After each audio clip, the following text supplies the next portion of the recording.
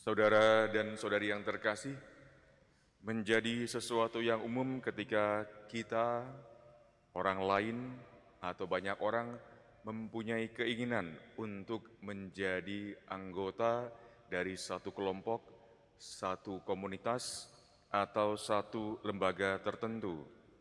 Kita menyatu dengan mereka dalam hidup bermasyarakat, hidup menggereja, komunitas, dan suatu perusahaan tempat kita bekerja, atau kita juga menemukan dan bergabung dengan mereka yang mempunyai kesamaan dalam hal hobi dan minat. Yang paling kasihan adalah mereka yang tidak mempunyai kelompok dan tidak tergabung dalam kelompok manapun dan menjadi pihak yang tersingkir. Kita juga mempunyai kecenderungan untuk mengikuti arah di mana saya tergabung dalam satu kelompok atau satu komunitas. Kita memakai seragam yang sama sebagai penanda siapakah saya, identitas saya, apa yang saya lakukan, dan sebagainya. Ketika kita berada di luar Indonesia, kita bicara bahasa asing yang bukan bahasa ibu kita. Tetapi manakala kita bertemu dengan orang Indonesia dan berbicara dalam bahasa yang sama, bahasa Indonesia, bahasa ibu kita menjadi lebih dekat satu sama lain dan mulai tergabung dalam komunitas atau kelompok di sana.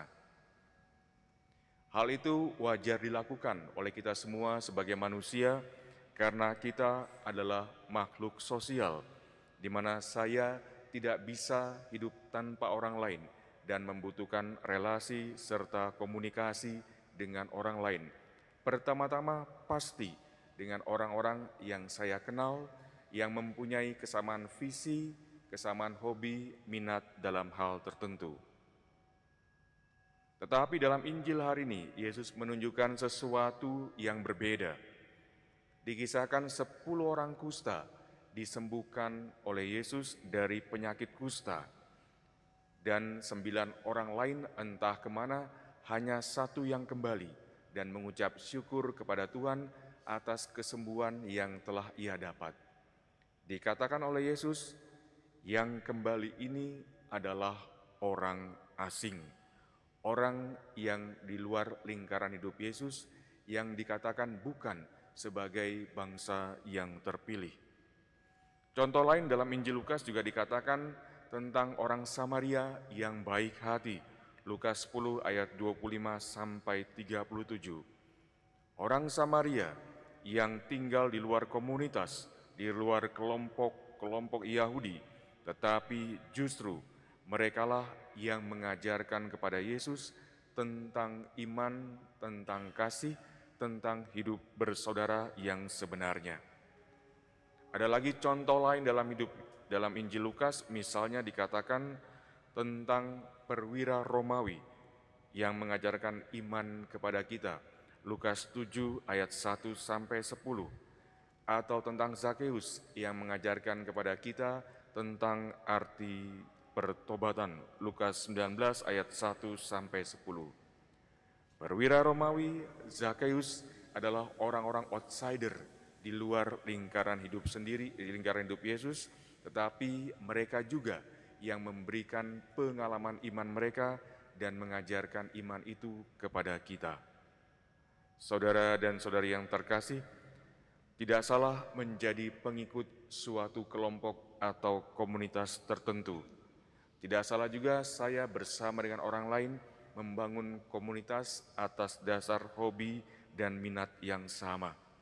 Tetapi marilah kita belajar dari Injil hari ini ketika Yesus mau mengatakan, "Yuk, mari buka mata dan hati kita, lihat kepada orang lain, kepada kelompok lain yang justru mengajarkan kebaikan kepada kita.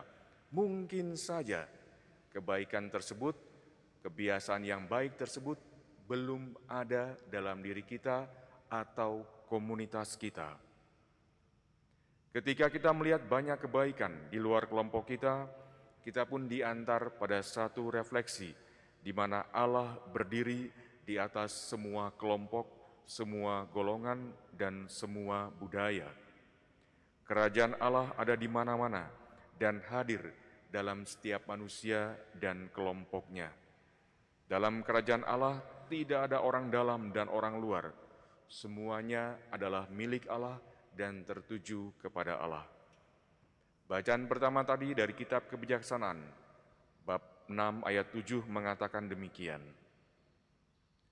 Sebab yang kecil dan yang besar dijadikan olehnya, dan semua dipelihara olehnya dengan cara yang sama. Sekali lagi, Tuhan hadir dalam diri semua orang, setiap golongan, suku, dan bangsa.